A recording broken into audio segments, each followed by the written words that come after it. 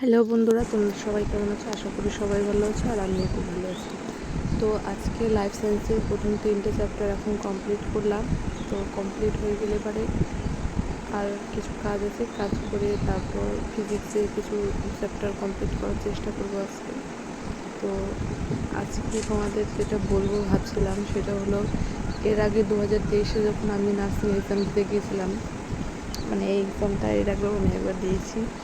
তো তখন আমার পরীক্ষার সেন্টারটা খুব কাছেই পড়েছিল, বেশি দূর না, বাড়ি থেকে 35 মিনিট হবে রাস্তা।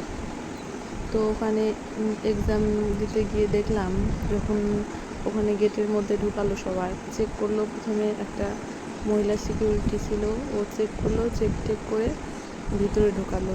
ঢুকে রুম নাম্বার দেখলাম, রুম নাম্বার দেখে রুমে গেলাম, যেখানে ওখানে গিয়ে দেখলাম যে একটা মেয়ে 30-35 বছর হবে বয়স। তো ওই মেয়েটা একটা ফোন নিয়ে গেল, আর ফোনটা স্যারদের সামনে পড়ে গেল, আর স্যাররা সেটা দেখেও না দেখার ভান করলো। আমি তাই দেখলাম যে স্যাররা কিন্তু দেখলো ওটা।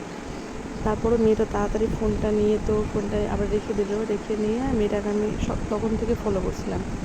মেয়েটা কী করলো, পায়ের মধ্যে ফোনটাকে বেঁধে নিয়ে এক সাইডে ফোনটাকে বেঁধে নিয়েছে।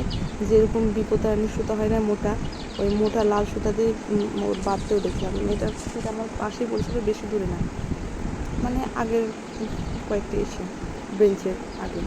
তো মেয়েটাকে দেখলাম যে সালোয়ার পরেছিল একটা, আর ছোট্ট একটা ফোন ওর পায়ের মধ্যে বেঁধে রেখেছে, হাঁটুর উপরে। তো ওখানে বেঁধে নিয়ে এক্সাম তো শুরু হয়ে গেল। স্যাররা ঘুরছে, ও যেরকম করছে, কোনো স্যার ওকে ফলোই করছে না যে মেয়েটা ওরকম কেন করছে, ওরকম করে দেখছে, লিখছে। স্যাররা বুঝতে পারলো। তো মেয়েটাকে দেখলাম যে ফোনটা SMS আসছে না উত্তর আসছে, কী আসছে, মেয়েটা দেখছে আর করছে, খুব তাড়াতাড়ি করছিল মেয়েটা।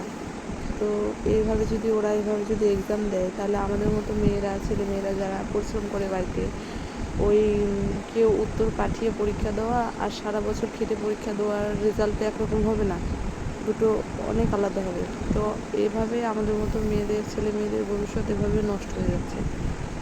তো এটা কতদিন চলবে? আশা করি চলতেই থাকবে। কারণ হচ্ছে যে যার টাকা আছে সে জীবনে সব কিছুই করতে পারে।